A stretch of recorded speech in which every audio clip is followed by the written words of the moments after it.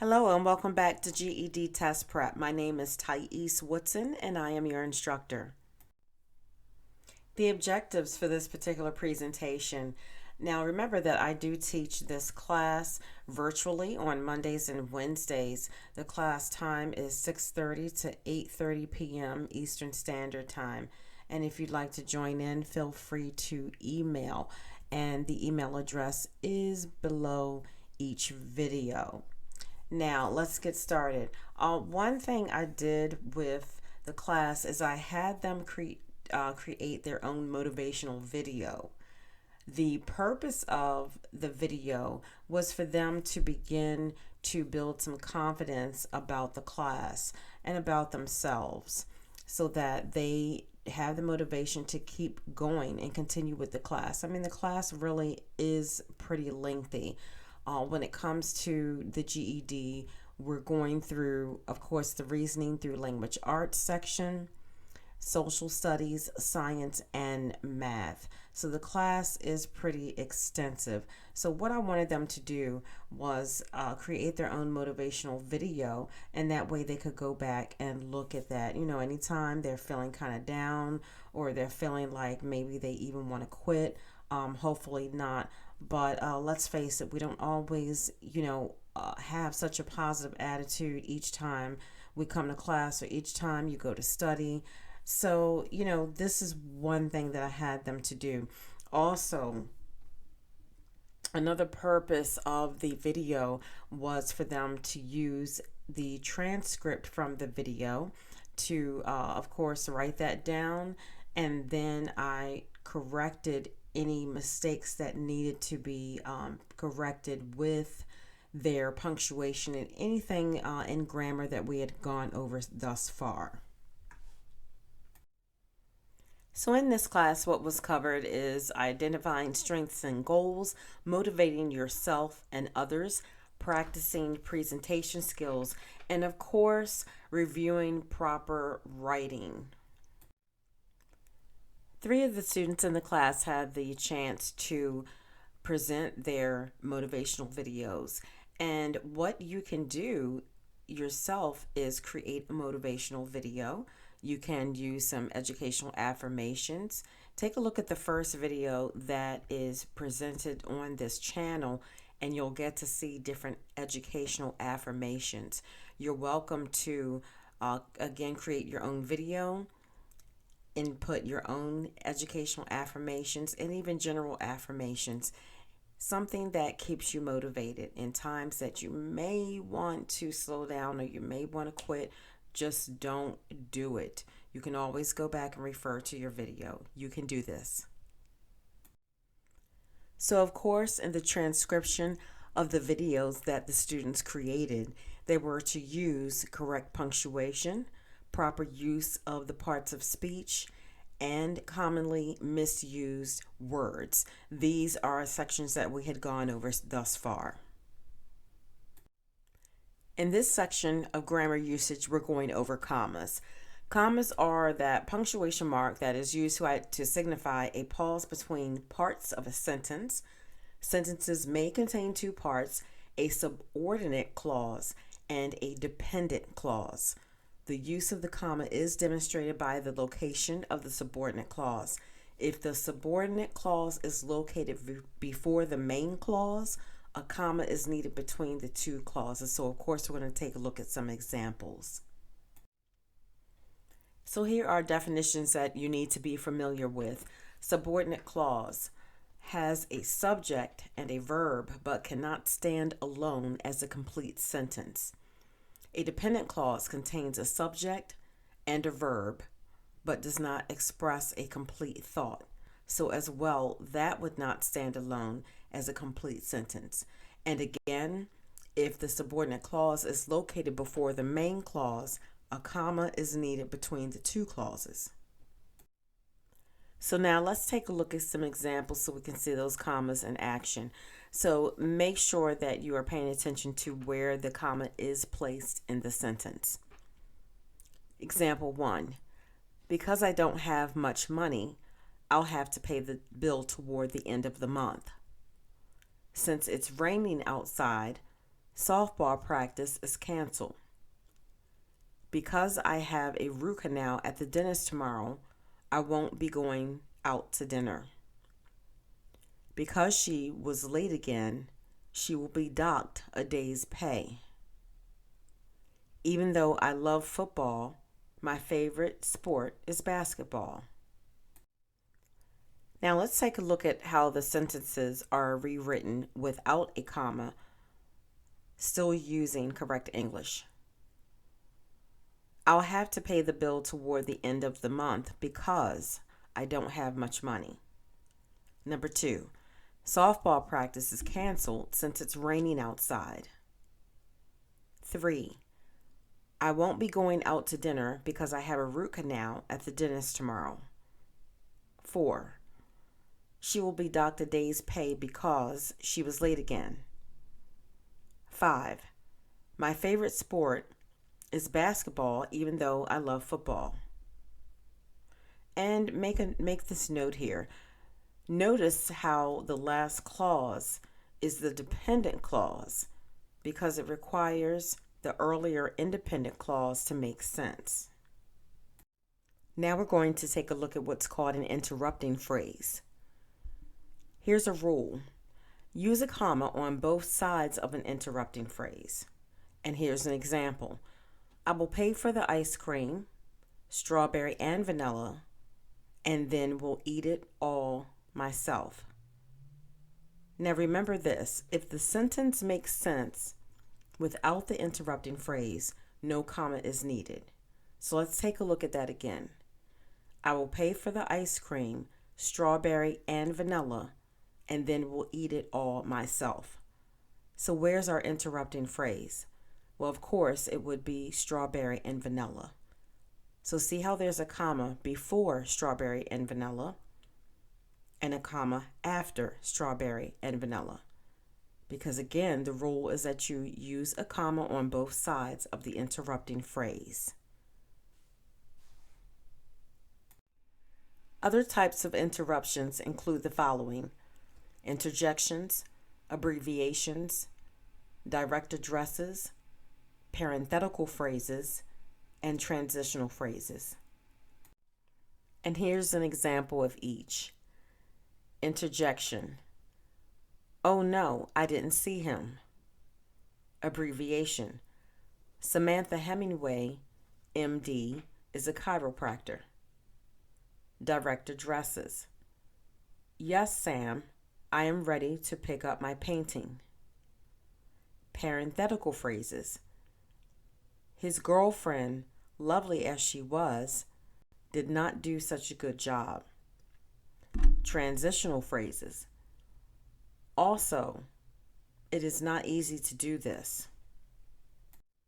Now here's some examples of transition words, and this of course is not an exhaustive list, but I will read over just a few of them. Emphasis. Undoubtedly, especially, clearly, importantly, absolutely. Addition. Furthermore, also, besides, in addition to this. Under contrast, unlike, nonetheless, contrary to, whereas. Under order, at this time, previously, first, secondly, third, finally, above all.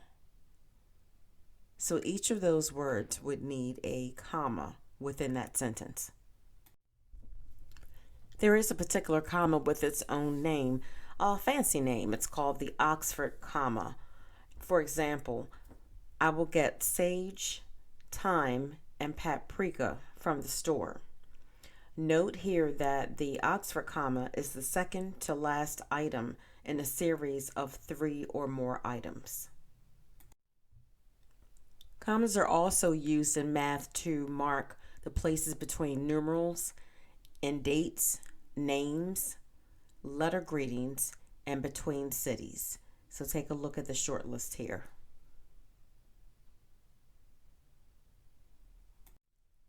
Next, semicolons. The semicolon might be described as a heavy-handed comma. I will pay for the cookies, but will not pay for the ice cream. Now take a look at where the semicolon is placed. Example, I will pay for the cookies, semicolon. I will not pay for the ice cream. So in that first example, it had a comma and a conjunction separating the two independent clauses.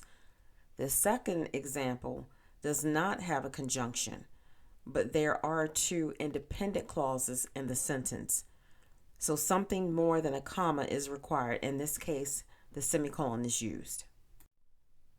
Now we'll take a look at colons. Colons can be used to precede further information or a list. In these cases, a colon should only follow an independent clause. And here's your example. Humans use 5 basic senses: sight, hearing, touch, taste, and smell. And here's a second example. My workout includes squats, lunges, curls, dips. Take a note there at where the colon is used. Now, a comma is more common than a colon. However, a colon can also precede a formal quotation. For example, she said in the text, "Let's meet soon." A colon is also used after the greeting in a formal letter. For example, "Dear Sir," colon, or "To whom it may concern," colon. Here's another use for the colon.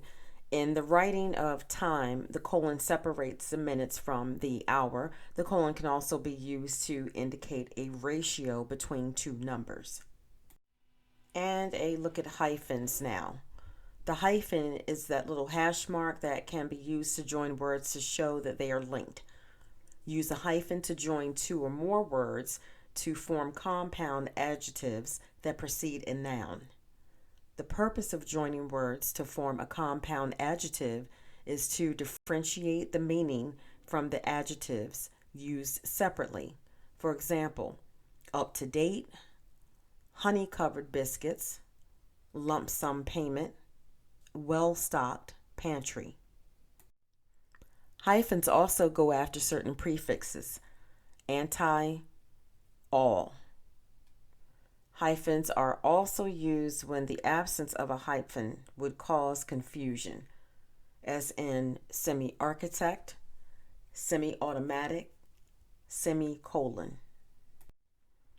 Next, let's take a look at the parentheses. They separate information in the sentences that is a side note or not as essential for the sentence's meaning. Example, the diagram, see above, shows lines to show each part of the brain. So take a look there at how see above appears in parentheses. Next example, she finally answered after taking 2 minutes to think that she did not understand what she had read.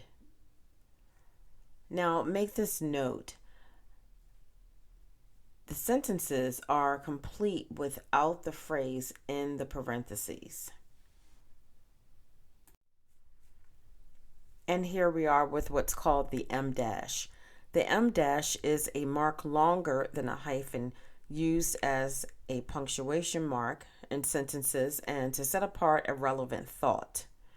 Make a note here, even without the separation by the dash marks, the sentence still makes sense. Example, looking out of the airplane window at the landmarks, M dash, Statue of Liberty, New York State University, and the highest skyscraper in New York, M dash. He was glad he took the trip. Now in grammar usage, we'll look at quotation marks. Quotation marks are used to show narration. When a character speaks, the first word should be capitalized and the punctuation goes inside the quotes. Here's an example. Jocelyn said, Thank you, Mom, for reading me a bedtime story. And you'll see how the quotation marks are at the beginning and at the end of the sentence. Thank you, Mom, for reading me a bedtime story. Here are some other ways quotation marks are used. They're also used in song titles, short stories, essays, chapters in books to emphasize a certain word or to show a word or phrase was used in an unusual way. For example, her farewell present was a slammed door. Now, of course, it was not really a farewell present, so the quotation marks were used in that example. What does this expert claim? The writer does not really think this person is an expert, so they use quotation marks. Next, she shared her wisdom with me. The writer thinks she told things that were not so wise, so wisdom is in quotation marks. He could see my thoughts. The writer knows the word see is not used this way exactly, but is trying to illustrate the idea. So quotation marks are used with the word see. Thank you so much for reviewing this lesson. This is the end of this presentation. And if you are benefiting from this, please like and subscribe. Also, if you know anyone else who needs to get their GED or even a high schooler that just needs some help, then please feel free to send them to the channel and they can also benefit. Thank you.